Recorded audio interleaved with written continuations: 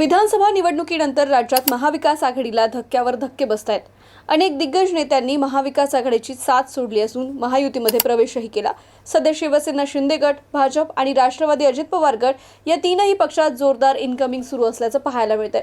एकीकडे शिवसेना ठाकरे गटातील अनेक नेत्यांनी शिवसेना शिंदे गट आणि भाजपात प्रवेश केलेला आहे, तर दुसरीकडे आता राष्ट्रवादी अजित पवार गटाने देखील काँग्रेसला मोठा धक्का दिलाय। पुढच्या काही महिन्यांमध्ये राज्यामध्ये स्थानिक स्वराज्य संस्थांच्या निवडणुका होणार आहे। या निवडणुकांपूर्वीच आता काँग्रेसला मोठा धक्का बसलाय। काँग्रेसच्या प्रदेश उपाध्यक्ष प्रतिभा शिंदे यांनी 2 दिवसांपूर्वीच आपल्या पदाचा राजीनामा दिला होता आणि त्या आता राष्ट्रवादी अजित पवार गटामध्ये प्रवेश करणार असल्याचंही समोर आलंय। 20 ते 25 हजार कार्यकर्त्यांसह राष्ट्रवादी काँग्रेस अजित पवार गटामध्ये हे प्रवेश करणार आहे आणि अशी माहिती स्वतः प्रतिभा शिंदे यांनी दिली आहे। आणि याच पक्षप्रवेशाचा काँग्रेसला मोठा धक्का बसणार आहे।